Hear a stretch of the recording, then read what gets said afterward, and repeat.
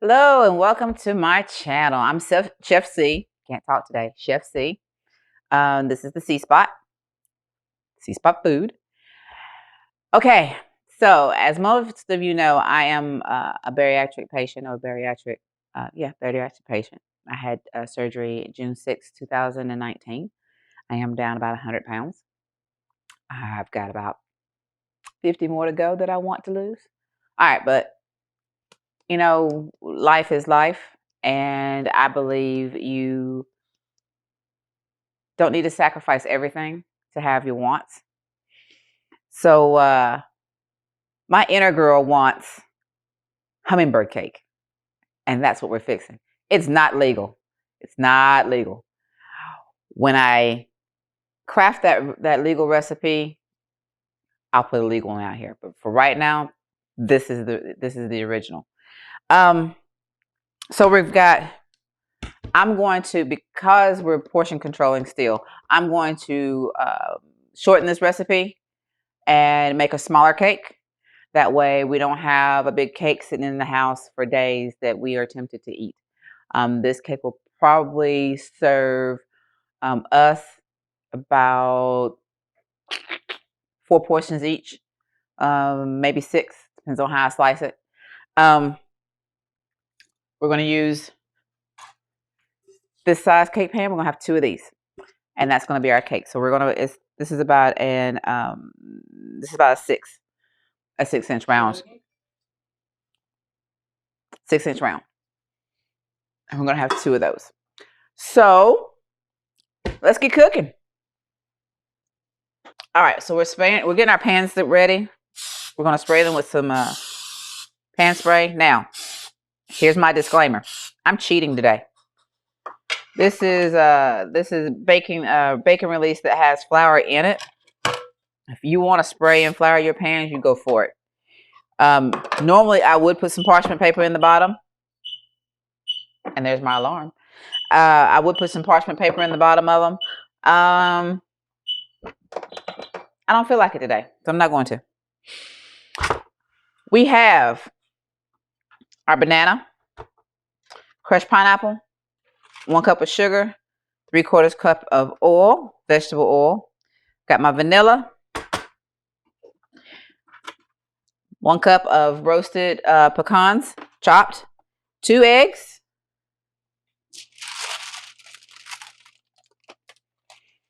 1.5 cups of flour, 1/2 teaspoon of cinnamon, 1/2 teaspoon of salt, and I believe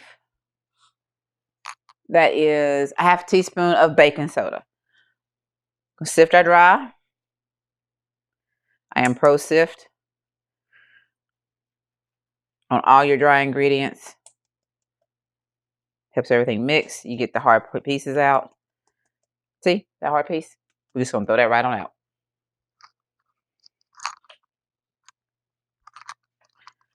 And there are your dry ingredients.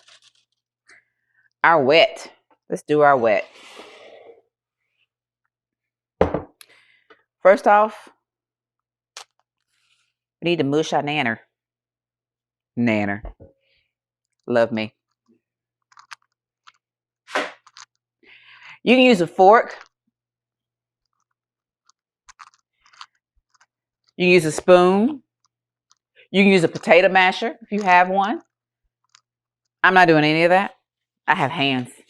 We're just gonna mash it with our hands.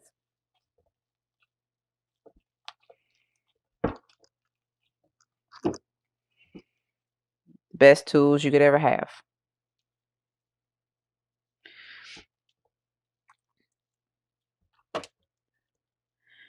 And all I'm going for is I just want to mash it up. I just don't want big chunks.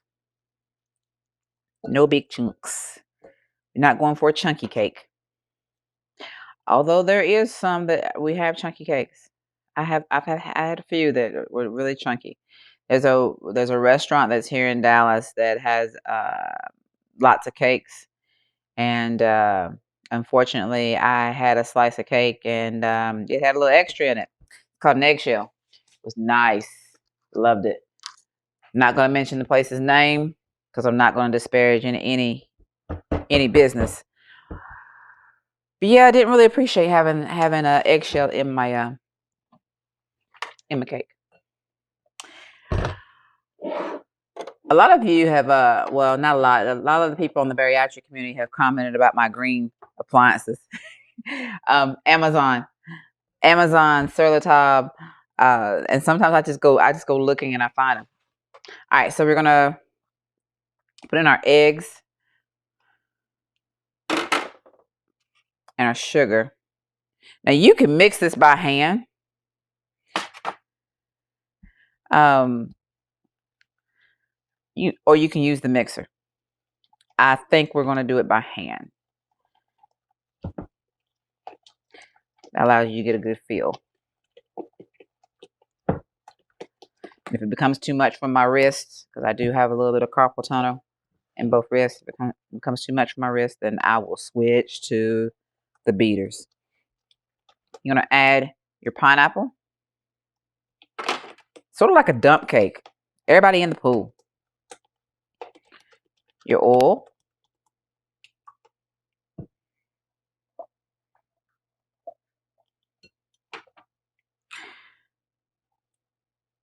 Mixing oil into anything. The oil takes the place of your butter. You can substitute oil for applesauce, and that will give you your moisture as well. And that will also cut out on some of the calories and your fat stuff.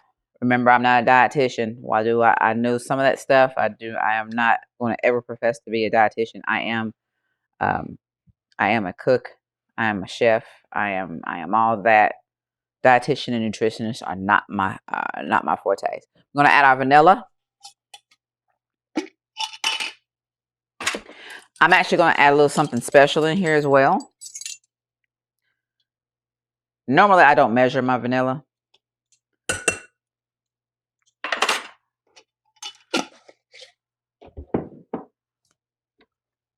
We got some pecan specialty liqueur, and I'm going to add some of that as well. It's going to give it a nice pecan flavor. It's going to enhance that pecan flavor from the nuts. All right. So once you have that all incorporated, I'm going to add our dry ingredients. I like to sift my dry ingredients on wax paper and just add it in. One, I don't have another dish I have to wash. Says my sous chef. I'm going to add in a little bit, stir, and then I'll add in the rest. Anywhere I can save a dish, I'll save a dish. He'll comment that I'll use every dish in the house because I know he's going to wash them. And that I don't use the dishes when I'm washing for myself. I'll tell you, that's not true. It just depends on what mood I'm in. And if the recipe is very new. If the recipe is very new, then I'll use multiple dishes just to make sure that I've done everything that I'm supposed to do. And I have everything out. It's just a way for me to mise en place and keep everything separate.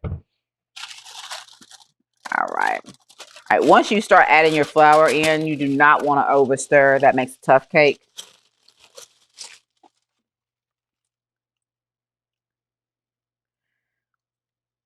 So you want to mix until well combined. I put about 3/4 of a cup of the nuts in. I'm going to use the rest of the nuts as decoration on the outside. We're going to do a cream cheese frosting. And I'm going to put nuts on the outside. I will tell you those nuts are roasted. Fresh roasted. I just bought nuts at the store, and I keep them in the freezer. And when I need nuts in the recipe, I'll roast them up in the oven, 350 for about 5 minutes. Remember that when you smell the nuts, you've burnt the nuts. So watch your time. Always set a timer. Okay, we were well mixed, so we're good here. Yeah, so I mixed my nuts. The pineapple was a fresh pineapple that I actually peeled and cored today and sliced it, and then I blitzed it in the food processor. All right, so we'll move this out the way. I didn't use you, so I'll put you in the corner. I think I'm going to have more batter than I'm going to have cake pans. And I have this recipe, so we're going to see what we get. And I'm okay if it overflows. That just means more cake. I remember the old Duck and Heinz commercials back in the day where they used to say the cake's so good you don't need the frosting. I was that girl that was eating cake batter. My mom and my grandma will tell the story that when I was little, I got missing. And they didn't know where I was. They knew I was in the house somewhere. They just didn't know where. Now, if I was baking professionally in the kitchen, outside of my kitchen, or if this was for someone in particular, I'll come back to that story in a minute. I'm a squirrel moment. I would actually weigh these on a scale. I would put them on a scale, weigh them, and then make sure that the batter was evenly distributed. Because this is just for me in my house, I just eyeball it and get it as close as possible. We're going to put these in the oven, 350 degrees. Going to cook around 30 minutes. Going to test them out. We're going to check them after about 20, see where they are, rotate them, and then cook for another 10. And that's what we're going to do with that. And to finish my story, I got missing in the house when I was little, about 2 or 3. They found me in the kitchen, in the flour bin, eating flour. And I eat everything from cookie dough to cake batter. I always have. I don't see that changing. All right, so we're going to put these in the oven, 350. We're going to start with 20 minutes. I'm going to check them, rotate them, and then we're going to come back for another 10. I'll see you then. Okay, we're back. And while the cake is cooking, we're going to go ahead and make our icing, frosting. And we're going to do a cream cheese. So I've got about 10 ounces of cream cheese in here. That's a pack and a half. I've got about a half a stick of butter. And we're going to start with 1 cup of powdered sugar, and then I'll adjust from there.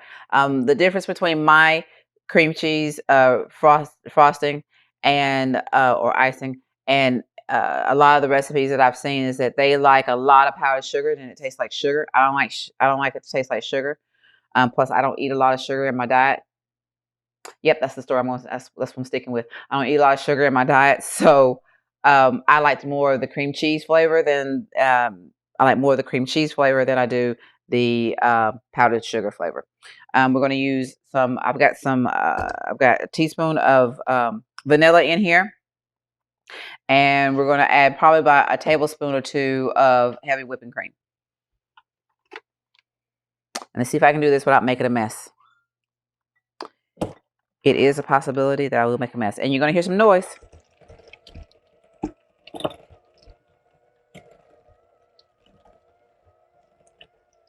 Cream cheese and the butter are both room temperature. If you forget to set out your cream cheese and your butter and you may need to do something with cream cheese, you can always put it in the microwave and then put it on 5-second intervals and rotate it. Now, I shouldn't have to say this, but I will say this. If you put cream cheese in the microwave, take it out of the foil wrapper, or you'll have a mess. And you'll try to call me and blame me, and I'm gonna tell you no, not today. All right. Once we have that well mixed and blended, I'm gonna start adding the powdered sugar. I'm gonna turn the mixer down on low. Now you can do this in a stand mixer. If you've got strong arms, you can do this by hand. I'm not gonna do it by hand. That's just not something that's in my wheelhouse.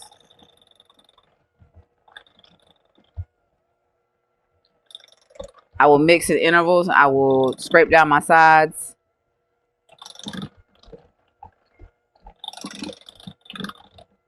And then we're going to get the tasting spoons and we're going to taste in a second to see where I am. See how much more sugar I need to add. Now again, you can add as much sugar to your taste. I think a basic recipe is going to have probably about 3 to 4 cups.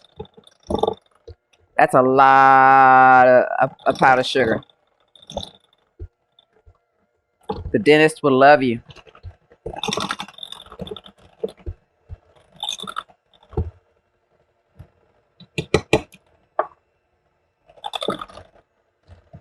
We're getting a little thick, and I'm making a little bit of a mess. But if I don't make a mess in the kitchen, then it's not Caretha and she hasn't cooked. That's my story. And I'm sticking to it. All right, so I'm going to add a tablespoon of heavy whipping cream. Just because I want it just a little bit thinner than this.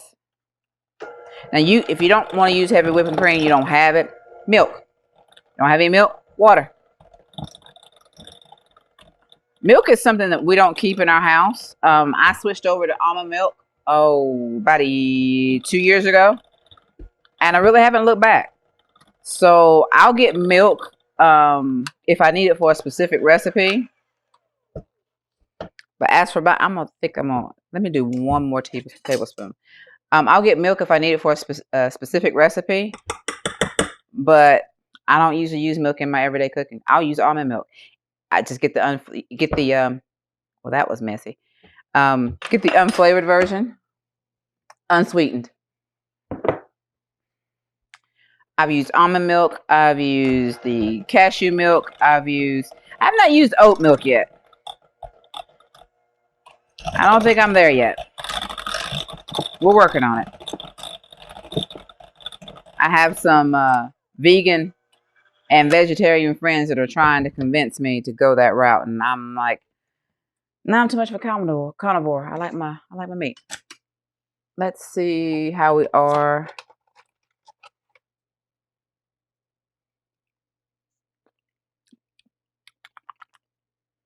I think we're good. It's got good cream cheese flavor. We'll let my guinea pig taste. See what he says.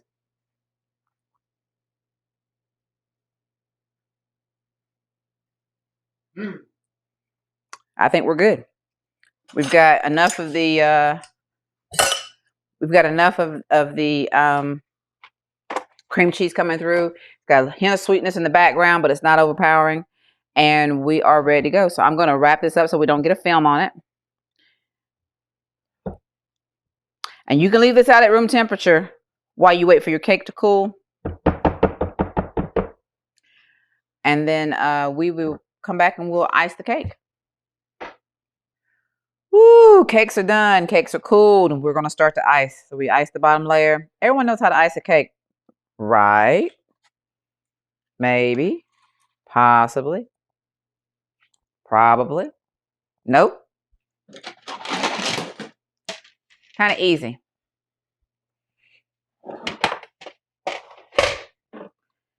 I'm going to move this onto a cake stand turner so I can have some spinability. I'm delirious. Spinability. It's holiday time, y'all. So one of the few times I'll say, eat what you want within reason. Don't eat the whole cake, but eat some cake. Everybody goes into their New Year's resolutions every year. And you'll put that New Year's resolution to lose weight, yada, yada, yada, blah, blah, blah, blah, blah. So no guilt. No guilt. As I said before, we're going to eat in moderation. Eat in moderation. And it's the holidays. That's my excuse. That's my story. I'm sticking to it. Don't judge me. All right. So we're going to ice this up. And then I'm going to show you what we're going to do with the nuts. Roasted pecans. I probably should use my big spatula. I'd have this done by now. But we started with the little one, so we're going to stay where we are. You can tell by that my cream cheese, it's smoother, easier to ice. This is the same recipe that I use for my when I make cinnamon rolls, pumpkin bars. When I do the sugar-free version, I don't do anything different. I used to use the powdered sugar, sugar-free powdered sugar. Same ingredients. Different measurements. A lot of the stuff that I do that it's sugar-free, bariatric friendly, It's the same as you would use in a regular recipe. I just modify here and there to make it better. And I will work on a legal version of this cake. But I didn't want to right now. I want the fat version. My inner girl wanted it. I made it.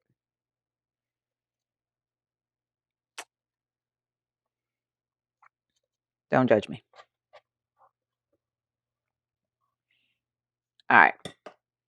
We got a lot of icing left. Good thing about icing that you have left over, put in the freezer. That way you don't have to make this. You just have to pull it out maybe a day before. Day before you want to use it.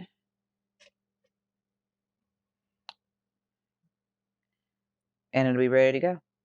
That's exactly what's going to happen with this icing. All right. Now comes the fun time. We're going to make a little mess.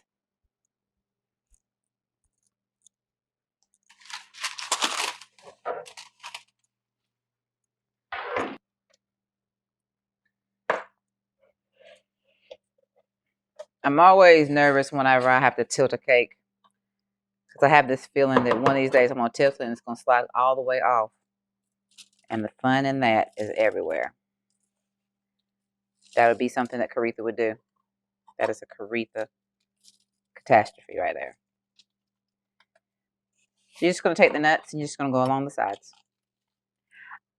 If you want to go all the way up, go all the way up. If you don't want to go all the way up, don't go all the way up. I'm going to start on the sides. And we're going to see how much nuts I have left over. We're going to start on the towards the bottom. You're just going to reuse.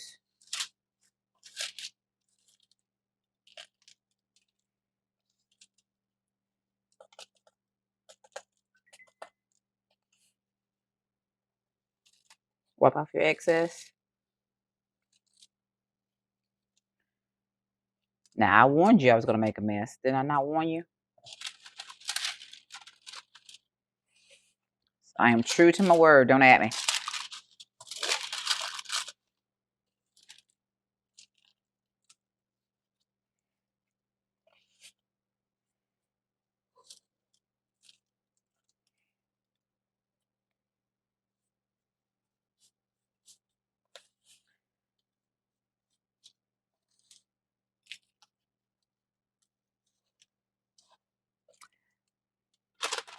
Decorating a cake like this will get you out of having to do top borders, bottom borders, and all that other fancy stuff. I don't have to pull out piping bags and all that nonsense.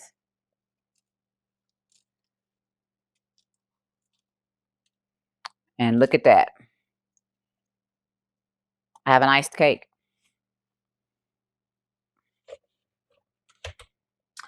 And it's still warm.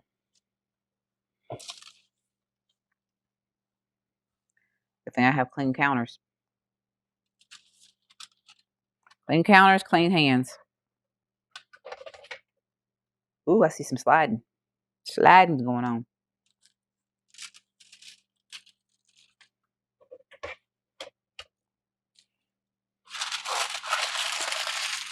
And there we are. Do a little cleanup. See, I do clean. I do my own. I do clean myself. Clean behind myself every now and then. We have finished the cake. We have cut a slice. It is moist. It fell apart. My grandma always said those are the best ones. It is real moist. And real good. Real good. You'll like the flavor of this one. I can't eat this whole piece, but that's good. You'll really like the flavor of that one. You can taste the nuts. You can taste the pineapple. You can taste the banana. You can taste the cinnamon. Good spice, good flavor. Like I said, the banana, the oil, all make it moist. You can substitute the oil with coconut oil and have the same effect. It's gonna be just as flavorful, flavorful, and just as good. Holiday treat: hummingbird cake. Thank you for coming and cooking with me today. It's always a pleasure to be with you. If you like this recipe, be sure to message me on the cspotfood.com, cspotfood@gmail.com. You can reach me at my website, thecspotfood.com as well. That's THECSPOTFOOD @gmail.com, or the THECSPOTFOOD.com. That's the website. Like, subscribe, click the bell so that you can see our new any new postings out there on the YouTube land. And we'll see you next time. Remember to enjoy the journey.